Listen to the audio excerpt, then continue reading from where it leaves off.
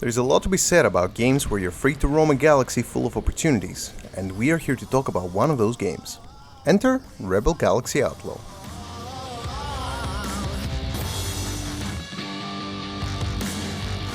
Rebel Galaxy Outlaw is a successor to Double Damage Games' previous title, Rebel Galaxy. It continues in the same universe, with the only difference this time being the fact that instead of battles with large ships, we get to go hands-on in our personal starfighter. I'm not going to lie, the game feels like it is trying to be a little dangerous in a light, more punk version, and although it does well in some regards, it fails to deliver in some others. You're out of CAS, out of luck, and out on the fringe, says the game's description, and is pretty much spot on with what is going on with the space title. You take control of a badass lady who is out and about in the galaxy, trying to make a living any way possible. The game starts off with a rather cool animated cinematic, where we get to see our protagonist go into a bar trying to find a wanted fella. She has her drink, and before she knows it, all hell breaks loose with the guy making a jump on her. This is where the cool stuff stops though. The game does very badly when it comes to showing you the ropes. Sure, there are tooltips here and there, but the amount of things that are present from the very start of the game makes for a very bad tutorial for anyone inexperienced with the genre. Various locations to visit when docked, ship customization, quests and bounties and a bunch of other things are suddenly in front of our very eyes with little to no game knowledge having been acquired yet. Alas, I am a star veteran though, so I found my way around the place, customized my ship with whatever I could, which was basically painting my chassis, and I went out into the stars to fight bad guys. I say bad guys because one of the missions I picked up asked me to clear out the area of pirates roaming it. Later, however, you can actually go against the law yourself and start shooting and looting places of all kinds. You just need to make sure you're ready to deal with the cops when they show up.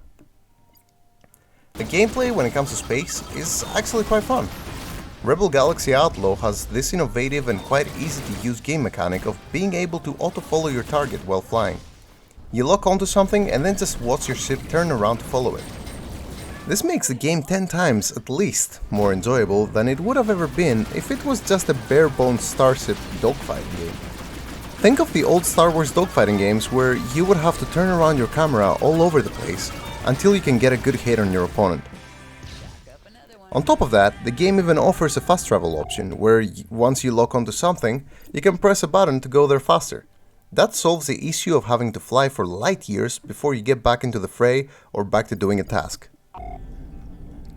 As an experienced player of the genre, I have to say that the flying felt quite good, even though it most definitely needs some more things in order to get more interesting after a good few hours with the game. Star Conflict is a great example of a game where things get interesting the more you play it, and Elite Dangerous is one too. Both the games I just mentioned offer all sorts of tactical abilities and weapons that spice things up and force you to learn new things before you go back into space to spray bullets. On that note, Rebel Galaxy Outlaw has a bit of customization, but unfortunately not enough to justify the hours you will put into it in order to get those upgrades. Mining, mission hunting, or straight up gunning pirates are just a few of the things you can do to amass some much needed credits to buy upgrades.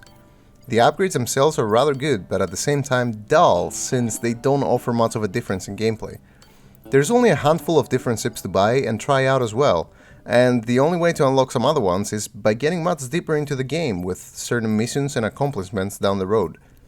The on-land gameplay is quite cool at first, but then gets quite repetitive. When I first went into the bar and started talking to people, I was actually quite enthusiastic about the whole idea of going to locations this way, and the graphics even gave me a 2000s adventure game vibe with the somewhat dimly lit rooms all over the place. Honestly, if I were to say something more about the graphics, it would be that they perfectly fit what the game tries to deliver in terms of a mood and atmosphere. The visuals, along with the amazingly huge country songs playlist that plays behind everything we do, set the scene just right for what Rebel Galaxy Outlaw sets out to be. The country songs are actually all really fun to listen to, and I'm surprised to say that I did not get tired of the background music at all, even though I'm not a huge country music fan. I do want to mention that the game offers cool little features here and there that might go unnoticed. For example, the ship customization interface, which resembles a Photoshop layout, is just perfect for any artsy people out there that want to give their ships a custom paint job. The tools provided are so many and they really allow you to personalize your ship's look. Rebel Galaxy Outlaw is the kind of game that space sim fans will most definitely enjoy. If you're not very familiar with this type of games though, then I would suggest looking elsewhere. Or if you're really looking into trying it out, then you should most definitely look up some guides in order to make your life a whole lot easier.